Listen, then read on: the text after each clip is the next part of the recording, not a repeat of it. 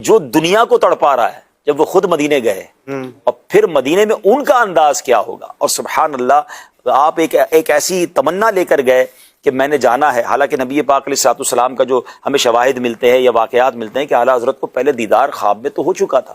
وہ ایک کلام میں بھی اشارہ ہے نا، یاد میں جس کی نہیں ہوش تنو جا ہم کو، پھر دکھا دے وہ رخ اے مہر فروزہ ہم کو. تو بتا رہا ہے کہ نبی پاک علیہ الصلوۃ والسلام کا دیدار ہوا، لیکن اب تمنا تبسم نے گلستان پہ گرائی بجلی، پھر دکھا دے وہ وہ ادائے گل خندہ ہم کو.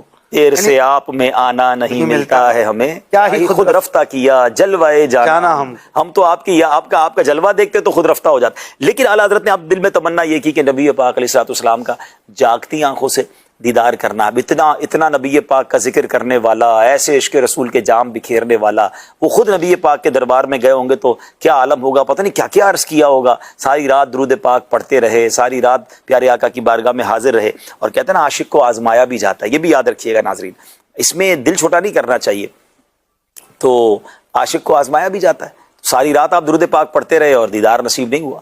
تو پھر اعلیٰ حضرت نے آپ نے قلم اٹھایا. سرکار دو عالم علیہ الصلوۃ والسلام کی بارگاہ میں جو عاجزی ہے نا، وہ مقام دلاتی ہے. اعلیٰ حضرت نے اس کلام میں جو عاجزی اختیار کی، پہلے تو کمال کا کلام لکھا کہ وہ سوئے لال ازار پھرتے ہیں، تیرے دن اے بہار پھرتے ہیں، ہر چراغ مزار پر قدسی کیسے پروانہ وار پھرتے. اچھا اس نے زن یہ بھی ہے کہ یہ بھی اعلیٰ حضرت نے دیکھا ہوگا، دیکھ رہے ہو یہ کیسے پروانہ وار پھرتے، یعنی مزار پر جو 70,000 فرشتوں کا جمگٹا ہے، لگتا ہے اعلیٰ حضرت نے اپنی آنکھوں سے وہ دیکھا. اور لاکھوں قدسی ہیں کام خدمت پر، لاکھوں گردے مزار پھرتے ہیں. اس گلی کا گدا ہوں میں جس میں مانگتے تاجدار. پھر جب بختہ لکھا نا ناظرین، یہ تو میں مشورہ دوں گا، اللہ پاک آپ کو مجھے بار بار مدینے کی حاضری عطا فرمائے. کچھ کلام ایسے ہیں، کچھ شاعروں نے کلام لکھے اور تمنا کی کہ بارگاہ رسالت میں مقبول ہو جائیں، مگر کچھ کلام ایسے جن کے بارے میں ہم تک یہ اطلاع پہنچ چکی کہ یہ کلام بارگاہ رسالت میں مقبول ہیں، جس پر لکھنے والے کو انعام ملے. ہاں، تو اس میں امام بصیری کا قصیدہ بردہ شریف.